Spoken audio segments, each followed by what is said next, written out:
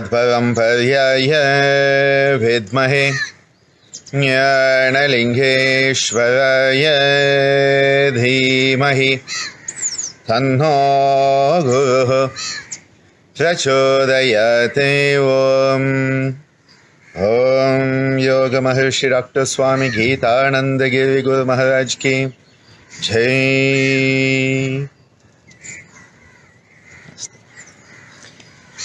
Welcome back.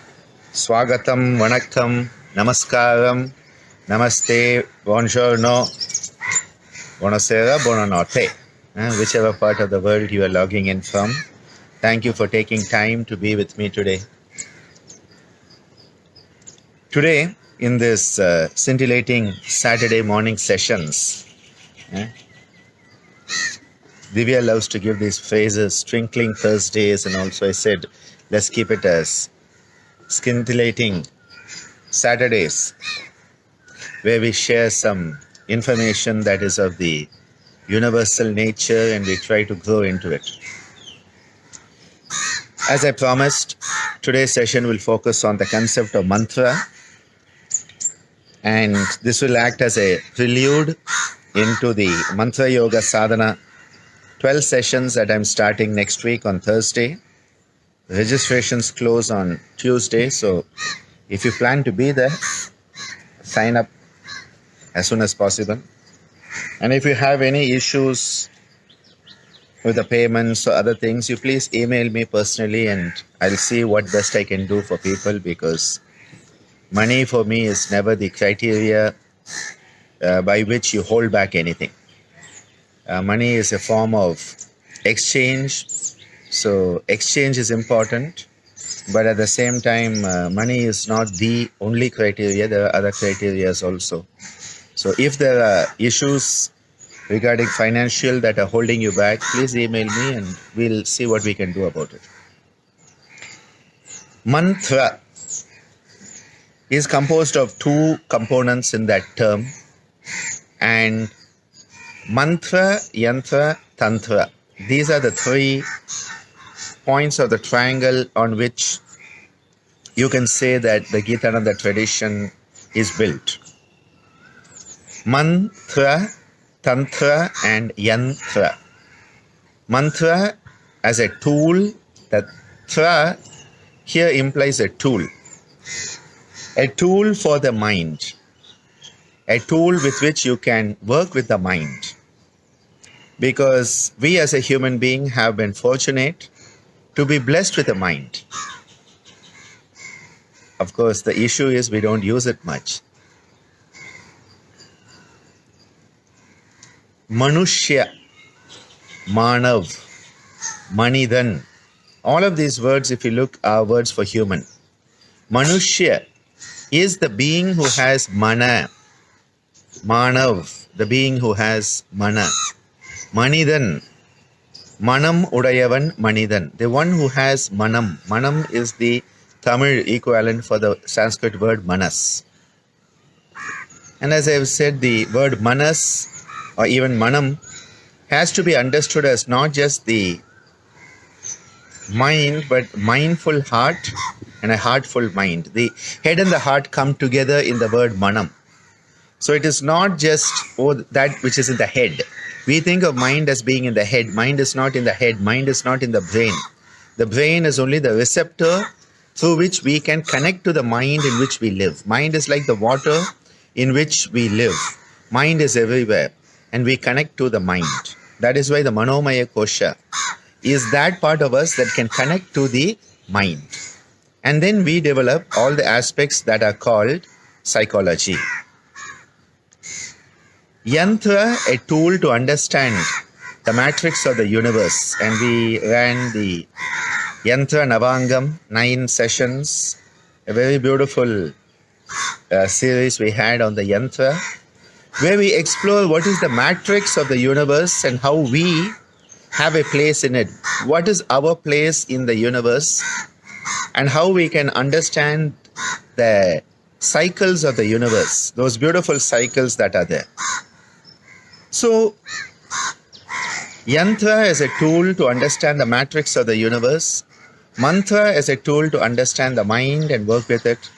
And Tantra, Tan refers to the energy, a tool to work with energy. And every practice in the Gitananda tradition is based on working with energy. Because energy can neither be created nor destroyed, but you can transform it. It can move from one form to another. And that is why every practice we are trying to work with the energies. It doesn't matter whether it is an asana, a pranayama, a mudra, bandha, a jnana yoga, raja yoga, prakriya, doesn't matter what it is. We are constantly attempting to work with the energy. So mantra is a tool to work with the mind. And when we talk about the mind, we have the four antakaranas, the four internal aspects. The chitta, which is the subconscious, unconscious part of us, the memory bank, where all the memories are stored from millions of years of human evolution. And this is where we are instinctively reacting. All the reflexes are acting, and we are reacting rather than responding. To be able to respond is a human quality. To react is a subhuman tendency.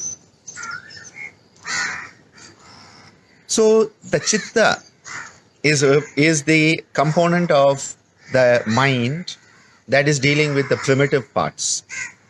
Manas is where the conscious mind comes in. And this is where you can start to actually be conscious of what is happening around you and learn how to respond to it. As long as you haven't come to that level, which is basically Ajna level, you are going to be constantly reacting to everything. You will be a reactionary species instead of being a responsive being. And most people are reactionary species, not a responsive being.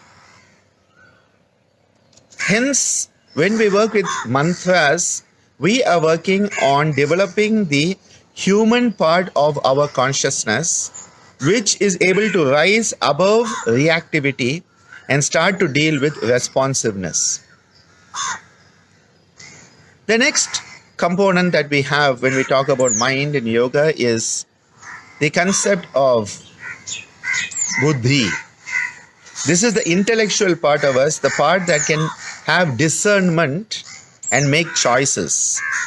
And this is why when the power of choice is used, we truly become humane. Because the power of choice is the superpower of being human. And I'm going to repeat that. The power of choice is the superpower of being human. Every human being has that superpower called choice. We can choose how we are going to respond to any person, place, event, or situation. And that is why when we talk about the Yama Niyama, Patanjali has said that the Yama Niyama transcend all the limitations, all the specifications, because they are universal. Desha Kala Samaya Anavichinna Sarvabhauma Mahavratam is how he defines the Yama Niyama. Sarvabhauma Mahavratam, they are universal great vows that are not linked by Desha Kala Samaya. Where does that come from? The higher intellect part, that is the buddhi, where we become a buddhiman, and that is the Vijnanamaya Kosha component of our Panchakoshas. Of course, we have to transcend from being subhuman, which is the chitta, human, the manas, the humane, which is where the aspects of the buddhi come in, and move into the Anandamaya, where the divinity can start to manifest.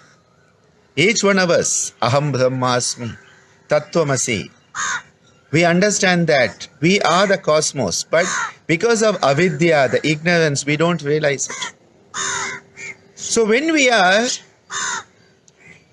talking about mantra, it is not just the repetition of some chant that somebody wrote down 3,000 years ago.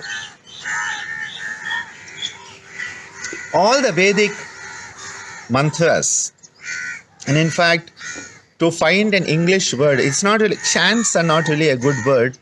The closest English word for mantra I have found is incantation. Incantation is actually more what a mantra is. It's not really a chant. And many years ago, Disney put out a comic in which they called mantras funny sounds. They escaped at that time because nobody really realized what was being said. Otherwise, Disney should have got sued for a couple of $1 trillion that could have been used to build a good yoga university here. Imagine calling mantras as funny sounds. That's what they had with the asterisk mantra. And Om was also a funny sound for them. Imagine someone speaking to you and they're talking about the sacred, respected, reverential, cultural aspects and you call it funny. That's the highest disrespect I can think of. Anyway, mantra is a tool to work with the mind consciously. So you are developing your own ability to work with your own consciousness. This is a very empowering part of mantra sadhana. You are working with your own consciousness.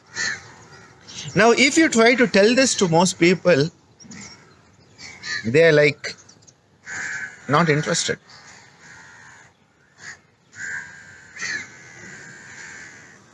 And that is why what we need to understand here is that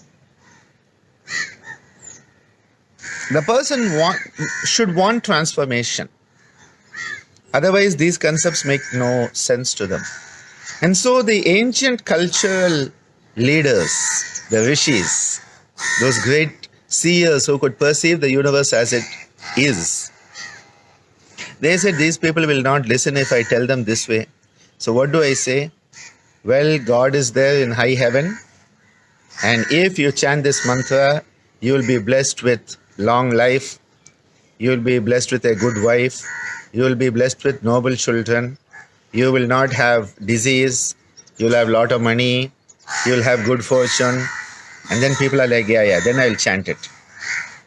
This whole aspect of people doing something for something. I will do it if I'm going to get something. This is why I have that antagonism towards the phrase yoga for. The moment you say yoga for, you have put your sakamya, your desire there. Yoga should be nishkama. And that is why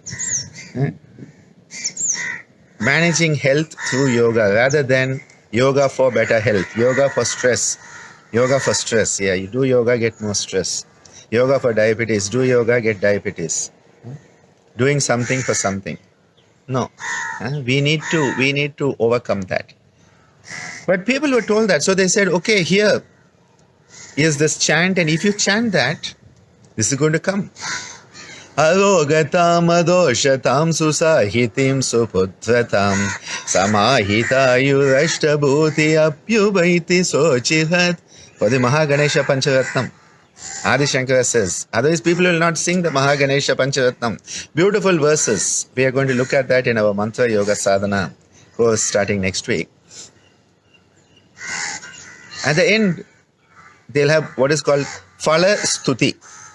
What benefit you will get. Because people will not do it otherwise. They understood the common person will not do without benefit. If I do your course, will I get a certificate? If I do your course, will I be acknowledged? Is it Yoga Alliance certified? To hell with Yoga Alliance. I don't care about Yoga Alliance certification. Yoga, the traditional aspects of yoga in India do not need an artificial certification by external agencies. Yoga is yoga. It doesn't need somebody else's stamp of approval. But we are running after it. Will I get something? Will I get a job? Will I get? As long as you're thinking like that, you will never have santosha. Do it for the sake of doing. Do it for the sake of doing, and then you will have satisfaction. If you do it for the sake of something else, you will always have expectation, and expectation will lead to disappointment. Guaranteed. The one thing guaranteed in the universe, expectation leads to disappointment. When we talk about a mantra, it could be a single syllable, which is called a bija mantra. And there are numerous bija mantras. For example, if you want to invoke the energy of Lord Ganesha, what is the energy of Lord Ganesha? The energy of Lord Ganesha is the energy that enables you to break out of the tamasika guna and move from inertia into dynamic movement. Newton, in his law of physics, says everybody continues to stay in their state or its state of rest or constant motion, which means doing the same thing again and again and again, until acted upon by an external force. You need an external force to move you out of inertia, your state of rest or constant motion where you are just stagnating. You need to be kick-started and moved out of it, which is why the energy of Ganesha comes in. And you have so much of inertia, and you need a big elephant god to come and kick you. Very, very important that you need this energy to kickstart you. From tamasika guna, you will not be able to move out of tamasika guna. That is why you need this energy. What is that energy? Ganesha. And as we will also learn the Ganesha Atharva Sirsha, a very popular chant often used a lot in Maharashtra. It talks about this. How the mantra comes for Ganesha. Gakara purva rupam akaro madhyama rupam anuswaraschanta rupam bindurutta rupam nada sandhanam sahita sandhihi shesha ganesha vidya ganaka rishihi nichrut gayatri chandaha ganapadir devata om ganganapadaye namaha. Om Gang Ganapataye, Gang Ganapataye, that Gang Ganapataye. That is the Bija mantra for Ganesha. Gang Ganapataye. Most people, the Ga is there. What is the Ga? It is only the alphabet made up of the consonant and the vowel. The Ik, or in this case Ig, with the A, making the Ga. Ig plus A makes the Ga. That is, the Ig is the actual consonant, the A is the vowel. That combination of it gives you the Ga. And then this line goes on. Gaga, Gigi, Gugu, Ge, Ge, Gai, Go, Gau, Gum, Ga. All the consonants are taken through the whole vowel series. Now what happens? You want it to move from language into mantra. And that is where you start to add the anuswara. That is where the comes in. And so it becomes gum, gam, gim, gim, gum, gum, game, gaim, gom, gaum, gang, ga. So ga, ig has become ga in language. That has got potentiated by the anuswara, and so it becomes gum. But then it's not yet elevating. When does it elevate? When the nasal twang, bindu rutta rupam. And what is the chandra bindu? The nga sound. And that is why gang. Ig becomes ga, ga becomes gum. And there are beautiful compositions. Gam Gam Ganapate. But actually, when you want it to be a sadhana, it has to become Gang Ganapate. And that is why Swamiji, he used to say, Om Gang Gang Gaum Gangam Gaum Ganapataye Namaha. The three potent syllables of the bija for Ganesha. Gam Gam Gaum Ganapataye Namaha. Dam Dam Dhaum Durgaye Namaha. Each of the deities has a bija mantra. What is the deity? It is a personification of a universal quality.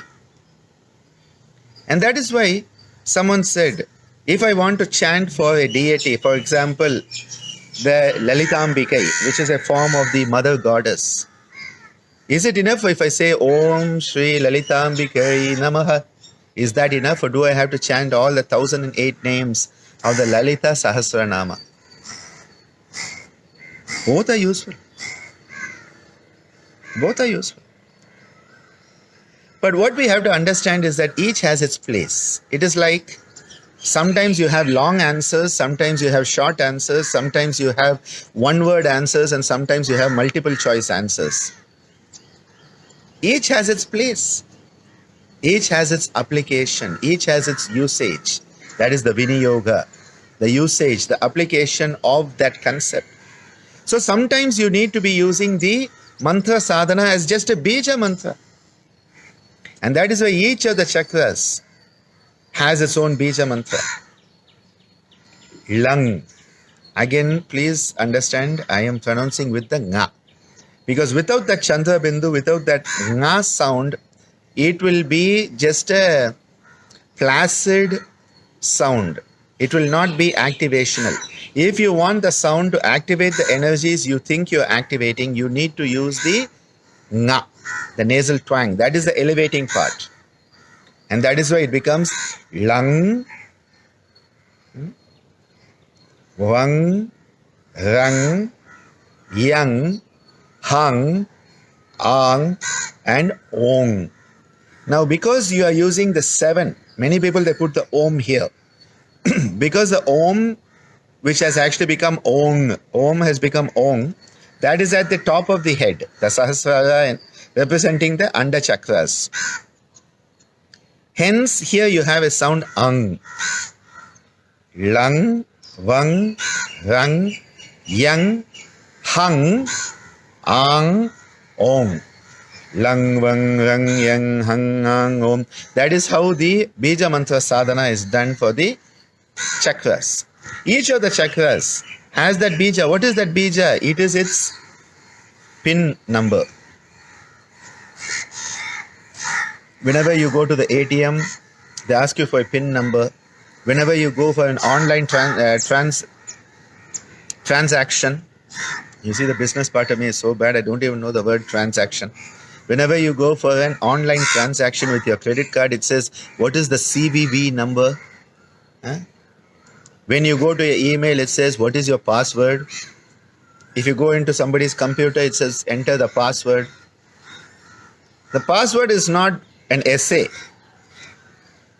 The ATM pin number is not 355 numbers, 4 numbers. Nowadays, whenever you get something, they'll send a 6-digit verification code. The bija mantras are like those verification codes. They are like the pin number. They are like the password to connect to this energy. This energy is always active. You don't have to activate a chakra. The chakra is already active. You are disconnected from it. So what is the bija mantra doing? It is helping you reconnect to that which you were disconnected from. Why were you disconnected? Avidya. Tasya hetu avidya. Because of avidya, you were disconnected. The cause of the problem is avidya, ignorance. That is where the whole issue comes. The root of the problem is ignorance, maladentification syndrome. You think you know it, but you don't know it. The world has a lot of those. Pada likha unpad, Hindi mein bolte hain. Tamil la solla pona, padicha mundon solluvom.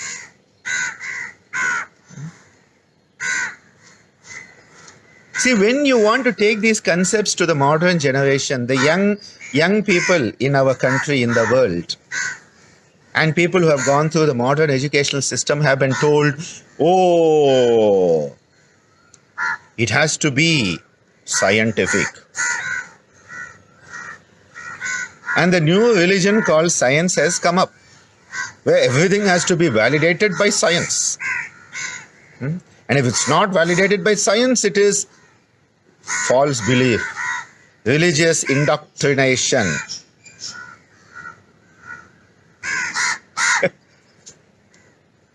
How old is science?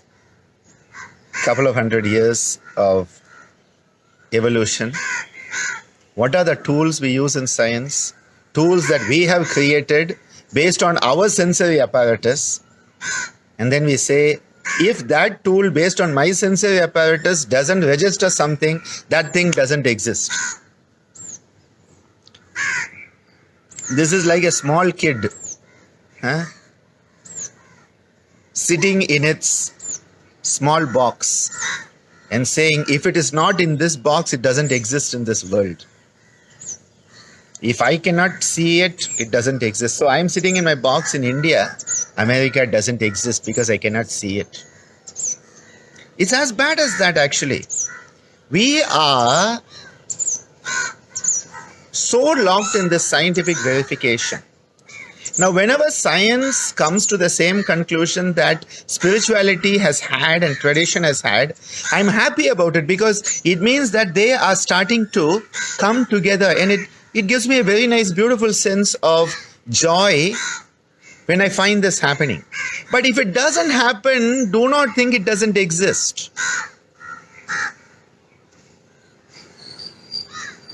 And this is why the whole Vibhuti-pada of the Yoga Sutra talks about this in such a beautiful manner, that when you look at it now through the scientific prism, you understand Patanjali was an amazing physicist, astronomer, astrologer. He was an embryologist, he was a physiologist, he was a biochemist, he was a space scientist. You start to realize it. But what has been told, and the way the education system was created to make people who would obey orders and do what was required, not to create people who could think for themselves. The educational system is basically, especially in India, designed to create sheeple, people who will obey orders and fill out files. It's not designed for people to think. Again, going back to my favorite Einstein, who said, the only thing that interferes with my intelligence is my education. Education should educe from within, as Ammaji so beautifully puts it. Education should educe from within that which lies within the individual. Bring out the best potential that lies in the individual. Does the modern education do that? The answer is no. Have you mugged up, by-hearted, know by rote everything that's in the book? Yes. You think for yourself, write in your own words? No. Recently, the results came out for the local educational body. In a time of COVID-19, when people are already under stress, there should be a benevolent marking done for the kids leaving school. They have killed the kids. What type of inhuman people have collected those papers in what an inhuman system that doesn't even understand the present circumstances are extraordinary circumstances, and you want to put more stress and depression on the very kids who need to be boosted at this point so that they can get through the crisis. Flogging a dead horse is what the modern education system is doing. When we want to understand mantra, we need to understand that there is something which is called connectivity. We connect with ourselves, we connect with others, and we connect with the universe itself. When you connect, you are not alone. When you connect, you are not lonely. And when you are not lonely, you are not going to be afraid. Fear runs out the door the moment you are connected. You say, look who's with me. When we are chanting the mantras, it could be a bija mantra, a single mantra. And what you are doing is you are removing the blocks that were preventing you from connect. Who are you connecting with? Yourself. As Patanjali says, what does pranayama do? Tadakshiyate prakasha avaranam. You have the light within you. You have the light within you. You have covered it with this dark shroud, and you say, oh, it is so dark. What is Patanjali saying? Pranayama enables you to remove that shroud, remove the darkness that was blocking the light so that that light can shine. This is what mantra does. The mantra sadhana is a sadhana to help us reconnect with that part of us with which we have lost the connection. It is not just chanting for the sake of, oh, it sounds good. Or, oh, when you know, my neighbor does it and so I need to do it so that I'm one upmanship on that person or one up womanship on that person. When we chant, Om Gananam Tva Ganapadigum Havamahe Kaving Kabhinam Upamasravastavam Jeshtarajam Brahmanam Brahmanaspada Anashranvan Udibi Siddhasadanam Om Mahaganapadaye Namah. Om. You are connecting to that Ganesha within you. You are connecting to that energy within you that can enable you to break through the obstacles. Not have somebody come. Ganesha doesn't come running down because you have chanted his mantra to help you. You are awakening the Ganesha within you. You are awakening the Shiva within you. You are awakening the Durga within you. You are awakening the Lakshmi, the Saraswati, the Vishnu, the Brahma. All these beautiful energies that are there. You are awakening them from within yourself. It's not calling somebody to do it for you. It is not that. It is of you empowering yourself. Mantra sadhana is one of the very, very beautiful ways to empower yourself so that you can have those qualities that you desire. There's often a question about pronunciation in mantra, and this is one place where I disagree with many experts, because I believe the intent with which the mantra is chanted is more important than the pronunciation. For me, the intent is the activity of the mind. The pronunciation is not an activity of the mind. It's an activity of your tongue. And especially if your tongue is shaped different, your oral cavity, your nasal cavities are different. There are sounds that people in Europe cannot make. There are sounds that people in South India can make that cannot be made in the North. An example is Tamil, the ja. The ja doesn't come at all in the North, but in Tamil it is there. So it's not Tamil. So they say Tamil, it's not Tamil. Even we have modern Tamil people who are like, Tamil, Tamil. There was a song, the Tamil anthem, and you have this singer who's like, Tamil Moyi, Tamil Moyi, Tamil Moyi. I mean, that sounds so crazy. That's not even Tamil. It's a specific sound. Now if I tell somebody whose vocal apparatus prevents them from making that sound, that if you don't make that sound, you are not going to get the benefit, I think I'm being very discriminatory there. The mantras were open for everyone. The mantras are open for everyone. What is the key? You have to be worthy of it. How do you get worthy of it? By your self-effort. Self-effort is not having paid, or self-effort is not having bribed somebody or gotten a recommendation letter. Self-effort is you making the effort.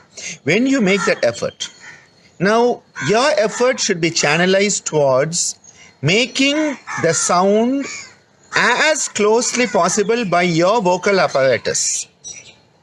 Your vocal apparatus will have certain limitations. Within the limitations of that vocal apparatus, how well can you get to that required sound? Because otherwise we are telling a whole section of people, you will not get the benefit because you cannot say it the way I say it. So, I can bring these fingers together, you cannot, and so you are out of the game. That is what children do. I can roll my eyes, you cannot. Huh? I can, they used to do it with the eyelid. I can turn my eyelid up, you cannot. And so I win the game, you lose the game. It's not about winning or losing the game. In mantra sadhana, there are the mantras. You need to understand the context of the mantra. You have to understand what is the word that is existing. You have to understand the meaning of the word. You should try to chant it so it is as close to that as possible within your vocal apparatus. But most importantly, the power of intent should be there. That is where the sankalpa comes in. The sankalpa is not an externalized statement. A sankalpa is your own inner resolve.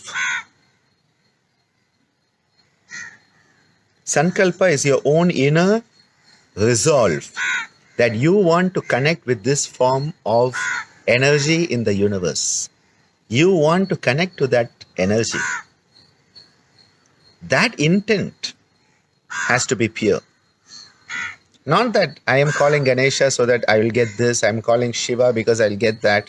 I will chant this mantra because they said it will do this.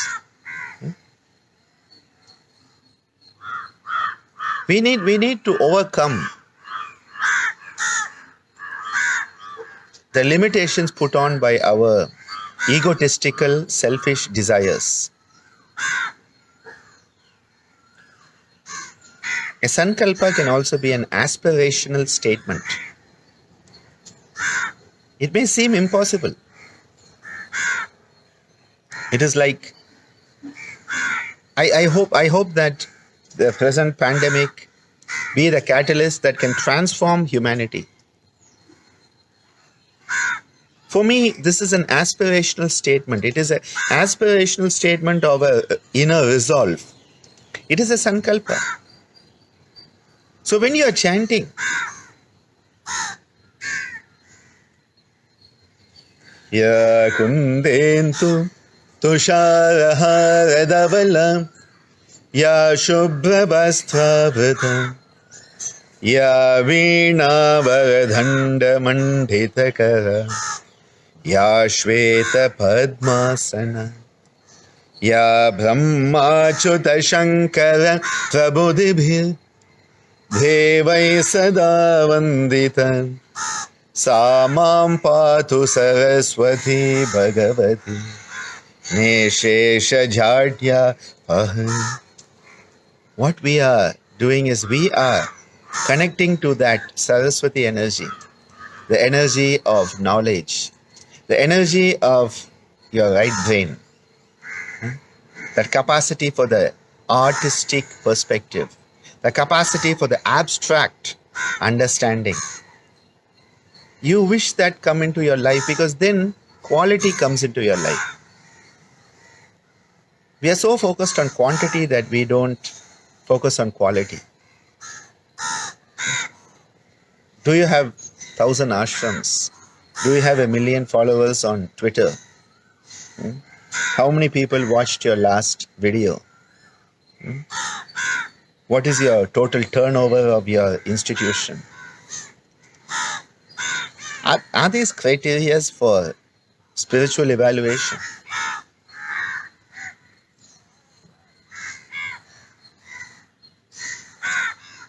I don't think so.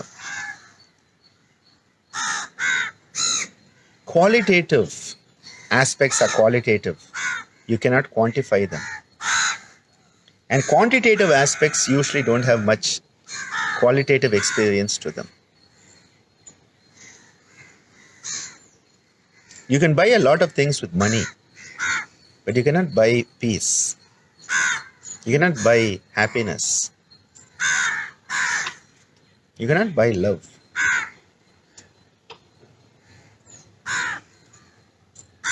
You cannot buy respect. These are qualities. But then, how do you quantify love? How do you quantify gratitude? How do you quantify respect? It is in trying to quantify these qualitative variables that we end up getting disappointed.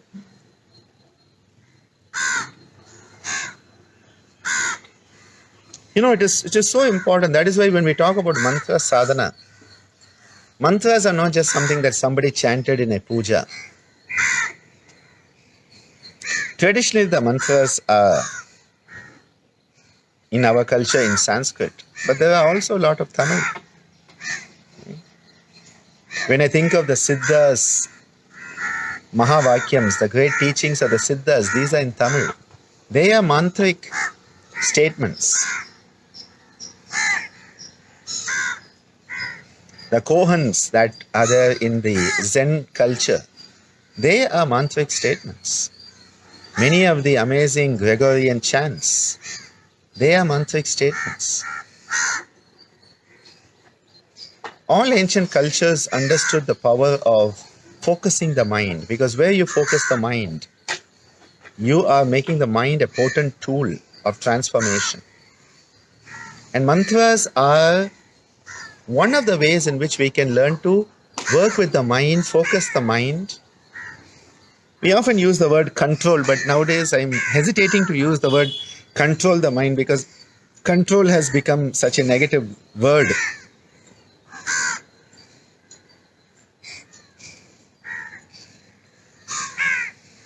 Explore the mind.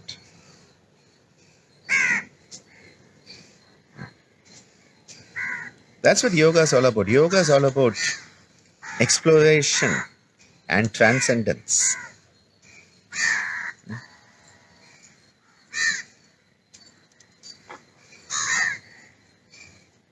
Thursday we'll start our 12-session Mantra Yoga Sadhana. We'll be looking at the Gayatri mantras. Each of the Gayatri mantras, we'll explore them and we'll chant them. So if we are doing the Ganesha Gayatri, for example, Om Tad Ganeshaya Vidmahe, and then you have the student chant it. I have to work that out on Zoom. That I'm having some ideas about it. Om Tad Ganeshaya, Om Tad Ganeshaya Vidmahe, Vidmahe, Vakratundaya, Vakratundaya, Dhimahi, Dhimahi, Tanno Dhantihi, Tanno Dhantihi, Prachodayati Om, Prachodayati Om. So like this we are going to be exploring. We are going to be exploring, and the only place I've actually taught this in detail is in the 6-month course at ICVIA. And when I've traveled around the world during our 3 or 4 day weekend retreats, I've given like 1 or 2 small sessions of a few hours. So this is actually going to be one of the first times I'm giving an extended 12 session. We did 8 sessions for Patanjali's teachings. We did 9 sessions for Yantra, 6 for the Yama Niyama Adhikara, and this is going to be 12. So it's going to be a good exploration. I welcome you all to join me. Please email me. Already quite a few of you have signed up, and that's always nice when you have people who want to go on the journey with you. And as Divya has taken this year off for learning about the Gitananda teachings and the tradition, I am giving the best I can. Because I want her to take this tradition forward, and all of you are there to be with her and have a wonderful time through that. Remember, mantra is a tool for the mind, a tool with which, as Sarah put it, you can harness the power. You can explore and harness the power of the mind. It's a superpower we have as a human being. Animals don't have that power. We have that power. The power of choice, the power of discernment, the power of metacognition. And I think it is so important that we utilize this power in the right way. Swamiji used to say, Yoga is the science of right useness, using everything in the right manner. Nowadays, if you say the word right, people get confused, so I say appropriate. Using everything as appropriate. And we learn to use the body, we learn to use the mind, the emotions, all these tools we have been given. So we'll close with that for today. And I will just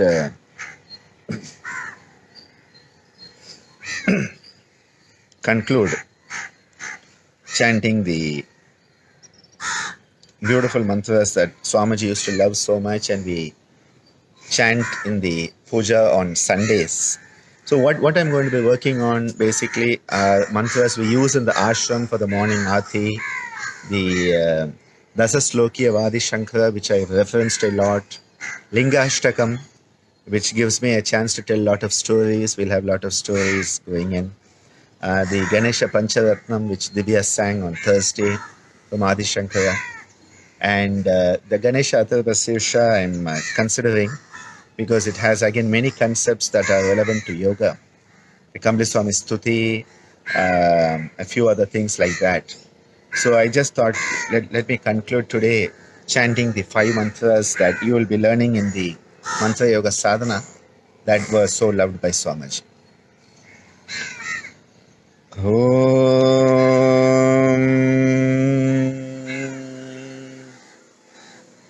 Tvameva Mata Chapita Tvameva Tvameva Bandhuscha Saka Tvameva Tvameva Vidya Dravinam Tvameva Tvameva Sarvam Mama Deva Deva Om Trayambakam Yajamahe Sugandhim Pushtirvardhanam Urvarukamiva Bandhanat Hrityor Mokshiyamamritat Om Asato Mam Sadghamaya Tamaso Mam Jyotirghamaya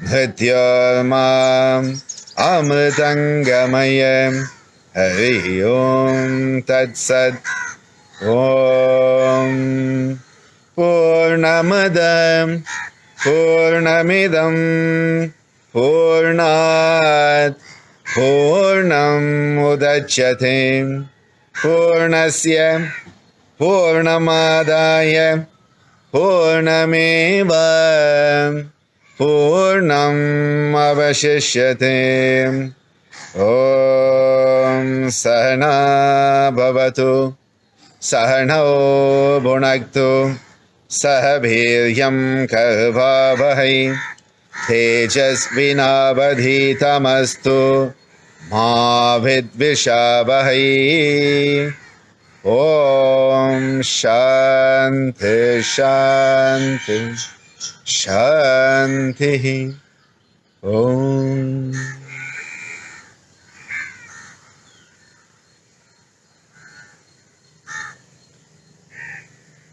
We'll continue our Saturday morning sessions next week. And if there are questions or topics you would like me to cover, please send them in and we'll see what we can take up in the next session. And before that, Thursday on Ekadasi, we'll be starting the Mantra Yoga Sadhana. Those who have not yet signed in, please sign in. I'll close it on Tuesday. And as you know, once I close, I close. I'm not worried about how many people join or not. I am more interested in people committing properly. And the other thing I also just wanted to point out is, in case you're not too sure where to get the details, you send an email, YOGNAT. It's very simple. YOG for Yog, NAT, Nat. It's a short form of Yoganjali Natyalayam. So the first 3 letters, YOGNAT, at gmail.com. Very simple email, and I'll send you the details. And if some of you have tried to sign up and it's not been possible, again, please remind me and I will do the needful, because I don't want anybody who should be there to miss out. Namaste. Have a wonderful weekend.